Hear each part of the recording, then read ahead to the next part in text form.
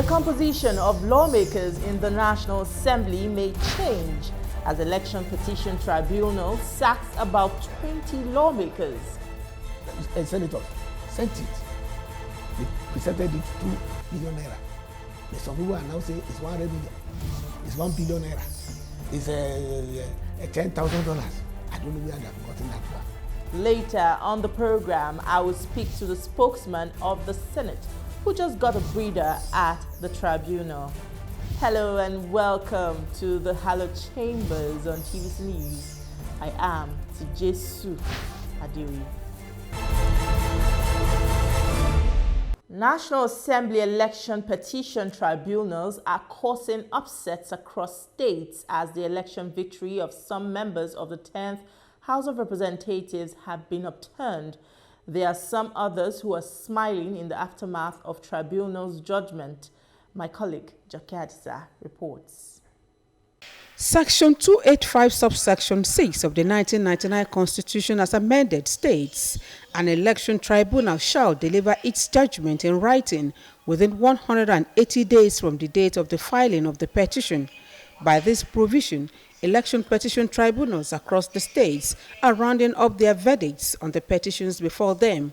In the last 2 weeks, no less than 20 members of the 10th House have been unseated by the judgments of the various tribunals handling petitions of the National Assembly election held in February. In line with constitutional provisions, those affected have headed to the appeal court to challenge their laws. The legislators include Fred Agbedi of Bayelsa State, Amobi Oga from Abia, Ikenga Ugochinyere from Imo, Francis Waibi of Delta State, and Dachok Bagos from Plateau State. Others are Omar Yusuf Dati, NNPP Kano, Ngozi Okoli, PDP Delta, Omar Yerima, NNPP Kano, Chijoke Okereke, and Paul Nnamchi, both of Labour Party in Enugu. Also affected are Sheye Shoumi, Labour Party Lagos, Aminu Chindo, PDP Katsina, Peter Yendek, PDP Plateau, Joshua Gana, PDP Niger, and Emeka Nnamani of Abia State. Many of the sacked lawmakers have, through press statements, appealed to their supporters to remain calm. Others are unequivocal about their next step. This judgment is perversion of justice and an insult on the principle of constitutional justice. And as a soldier of democracy and defender of the people's interests, I will fight this till the end. And my courage and strength for advocacy have been emboldened. For Ikenga Ugochinyere, this solidarity visit by some of his associates is a soothing balm as he heads for appeal. In line with the 180 days timeline, all election petitions are expected to be dealt with by Saturday, 16 September, as the battle for affected seats moves to the Court of Appeal. The Ad hoc Committee on International Boundary Dispute has directed an immediate stop to the demarcation exercise ceding Sina area in Michika local government area of Adamawa State to the Republic of Cameroon. The lawmakers handed down the verdict after an engaging hearing with security agencies and the National Boundary Commission. When we were tracing the boundary, we had talks to take over some communities of Cameroon that fell on the Nigerian side. We have part of Buria, Mokoge, Niende, Rumzu villages that were now relinquished by Cameroon because they were found to be on the Nigerian side.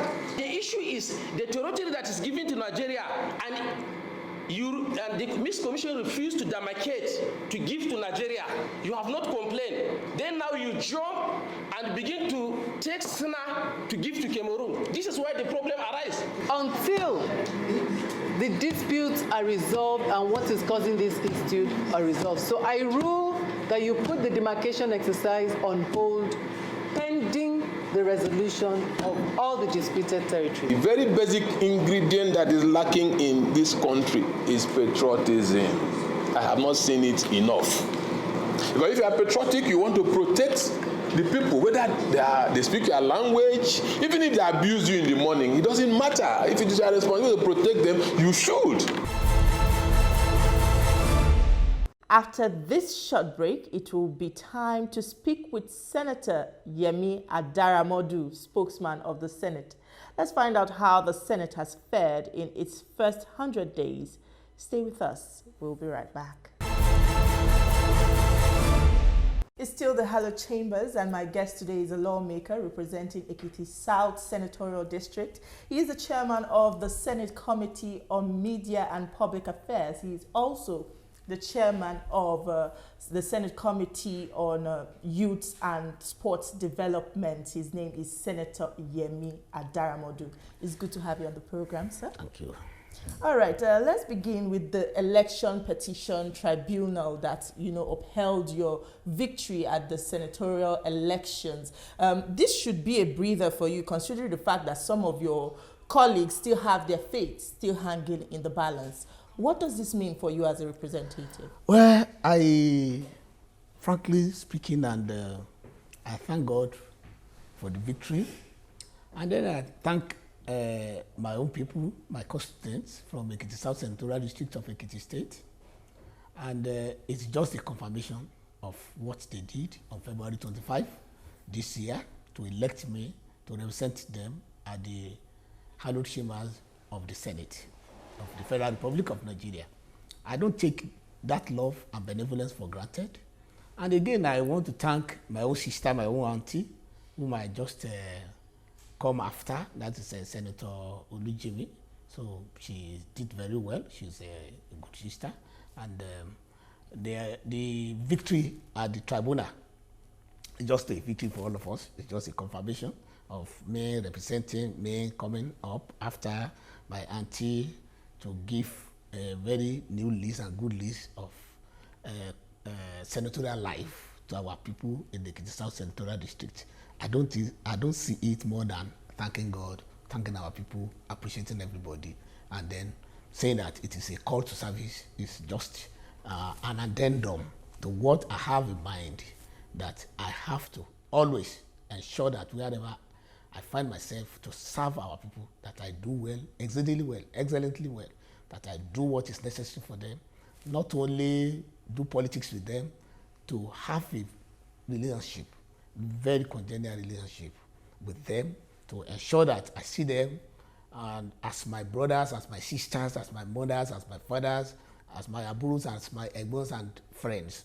And then just to maintain that kind of fraternity that can propel Ekiti South Senatorial District to develop and then to find its feet in the other senatorial districts within the state and generally in Nigeria. So that's the way I see it. Okay, your colleague, Senator Ireti Kingibe, representing the FCT, she has described these court cases as a huge distraction for some lawmakers, about 90% of them. And she says until these court cases are done and dusted, this will remain a big distraction, and Nigerians would not see, the impact of legislation until this is done with. Do you agree with her position? Well, I partly and partially agree, but largely not agree. Okay, because the election tribunals, the petition tribunals are part of the electoral process. They are embedded in the Electoral Act of 2022. And so it is another step and final step. So it is like when we had our primaries in the various parties, we had our campaigns, which is another step. We had the elections, even prelude to the elections by ANEC and so on and so forth. And then we had the election day. Election is not only the election day. Election is pre-election and post. So we are now experiencing the post-election. And to confirm, and to stamp, and to show that truly you have won the elections, then the election petition tribunals are embedded and provided for in the Electoral Act. So that's why I don't see it as that kind of a political distraction, because it is the process. But as a distraction in the sense that, yes, we have had an election, results have been pronounced, winners have been declared, but democracy states that you must ventilate, you must ask questions. And the only way you can ventilate and ask questions is through the courts. You cannot just go to the street and start ventilating and be asking questions. So the distraction there is the long distance that you have to run before, maybe from the petition tribunal to the appeal, and in the case of the governorship, you go up to the Supreme. How would you rate the outcome of the proceedings so far? Well, for me, the ones that I've seen, I have seen only the ones that concerns me and the presidential, because I listened to the presidential very well, and I listened to my own process. I followed through. So that of the presidential, I was following it because it's the principal petition. And so that principal petition connotes that the fountain must be, we have to pay attention to the fountain, which we rub in on the rest. So I paid attention and I found out that the judiciary had done very well. They have done exceedingly well. They have dispensed not only judgment, but justice accordingly and in accordance with the provisions of the Constitution of the Federal Republic of Nigeria and the provisions, the extant statutory laws in the Electoral Act. So they have done so, and I commend them for that. Some elected political leadership and administrations across the country have recently crossed the 100-day mark, you know, and in providing governance. How would you describe the Senate under the leadership of Senator Godswill Akpabio? Yes. One, there is one thing that I call atmosphere, environment. When the atmosphere is convivial, is friendly, there's brotherhood, there's fraternity. Senator Akpabio, as the Senate President of the 10th Senate, has brought those to the Senate. We see ourselves as brothers. No party differential. PDP, APGA, Labour, APC, NNPP, SDP, whatever party you belong to, and you are in the Senate. We are all brothers. We see ourselves as the same. That was why, even when we were doing election to have a Senate President, not only APC members voted for him, because if it were, then the APC members were not up to the number of the votes that he garnered. So definitely there's that fraternity. That is one. Then number two, during the period, you know, after the inauguration, the next that came was the issue of nominees for ministerial appointments. And then under Senator Godswill Akpabio, senators denied themselves the luxury of weekends, including Sundays. We were at the chambers screening nominees. And this time around, there was thorough screening. Questions were asked. There were even days that we would not screen more than 2 or 3 nominees. Questions, attending to petitions where it came, and all sorts and all sorts. And even when we were supposed to go on recess, which was annual recess, it was observed all over the world, not only in Nigeria. We could not even go on recess. We were there with the Senate President because of his leadership. And we were there. And then, not only that, there had been, because you don't just do only politics, only law, without even having to come together. There had never been any senator that asked anything to do that the Senate President will not lead colleagues, senators, to go and felicitate with him or her. So we have been doing that one. And again, we have set out the 10th Senate legislative agenda, which will be unveiled immediately we resume from our recess. And you know, we were inaugurated July/August. We were for nominees, both the ministers and the security chiefs. Dealing with that, then we went to recess. So by the time we are resuming, so we are going to unfold and unleash the 10th Senate legislative agenda to the whole world, to Nigerians.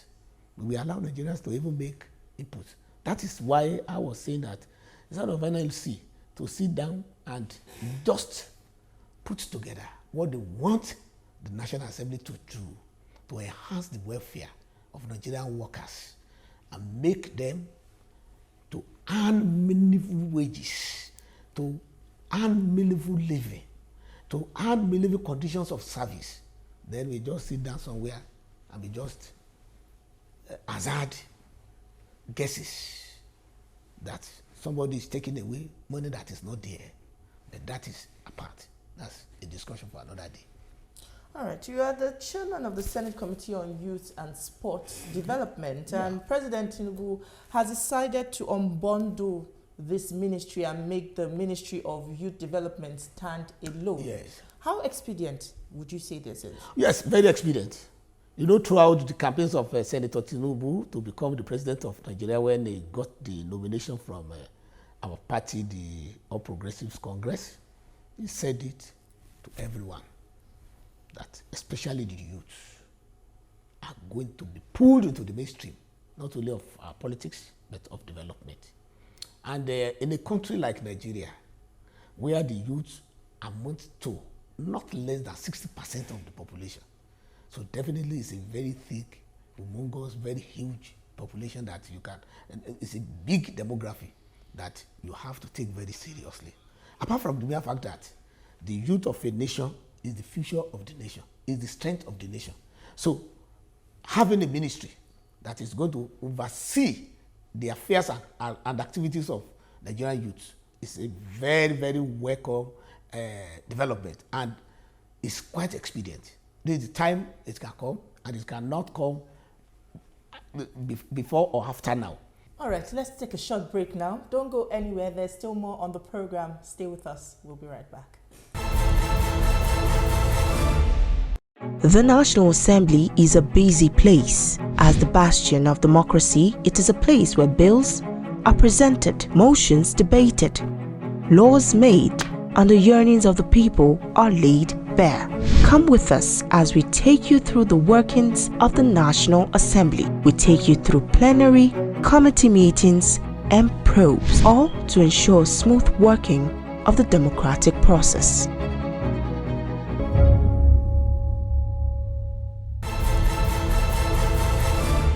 Glad to have you back. If you are just joining us, we have been speaking with the spokesman of the Senate, Senator Yemi Adaramodu. Thank you for staying with us on the program. Thank you seriously. So Nigerians have seen the deliberate move and intention of the present administration, to improve the welfare, the well-being, and the economy of the country. But what Nigerians actually want are quick fixes to some situations that they currently face, especially some hardship being felt.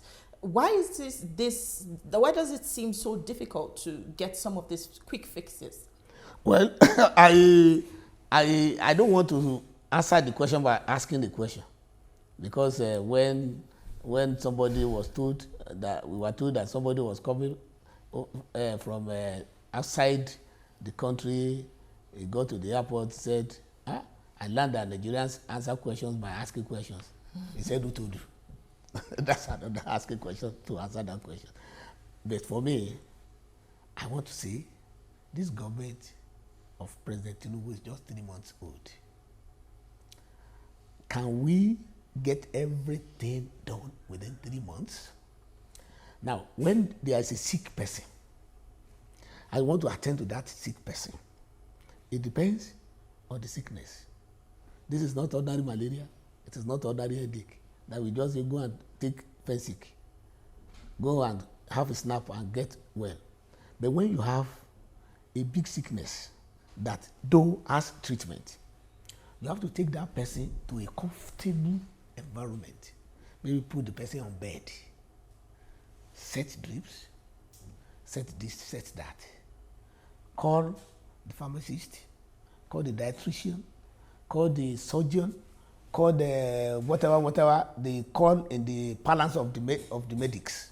Call them together to examine, to now try to apply. That is where Nigeria economy is. We all know that Nigeria economy is in a very great morass, that it is in a very serious doldrum, that Nigeria economy is in a serious cataclysmic situation. We know that it is now turning into political topsy-turvy for Nigeria.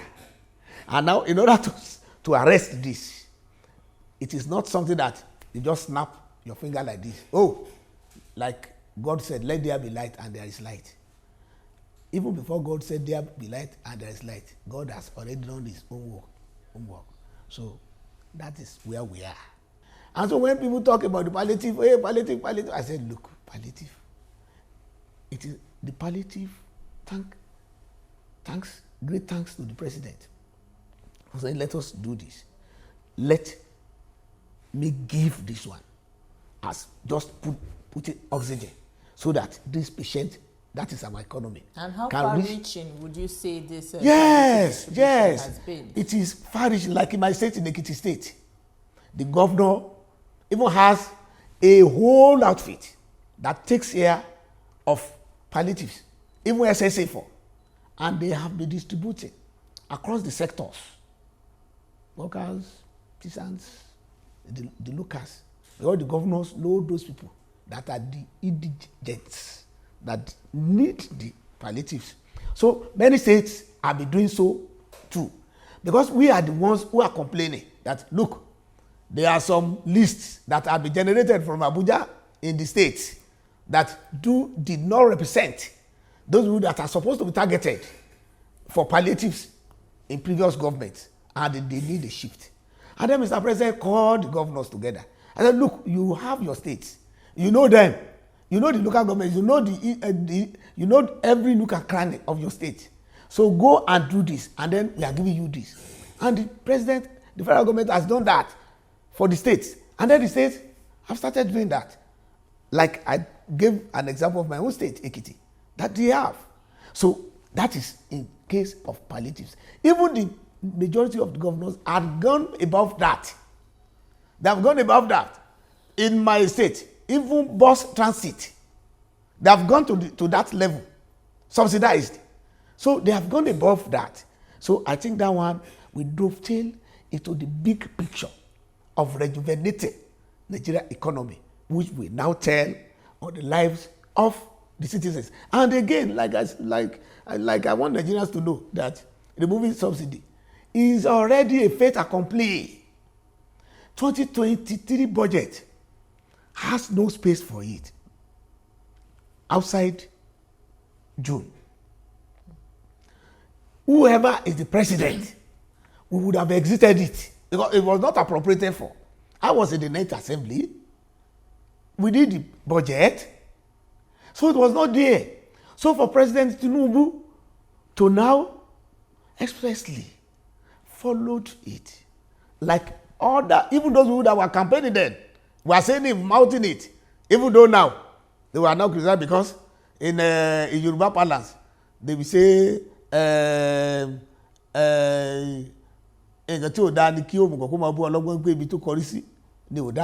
because English. many is that when the wise man sleeps and fire come and burns his head, the foolish man will say, you would have put your head the other way around. If it is the other way around and the fire burns the head, he will say, you would have put your head the other way around. So that is just the analogy of what is happening. The issue of the prayers being sent to the mailbox of legislators, that issue is still yet to settle. And if you recall, that was the statement of the Senate President, Senator Godswill Akpabio. This matter is still yet to settle, and we know that, we believe that when the Senate resumes, this might still come up for discussion. Can you provide more clarity to this issue? Because it has generated a lot of my sister, controversy. The dust, there's no dust at all. And I don't want to say that is the media that is exhuming the dust that has not settled. There's no dust at all. I make you to ask a question.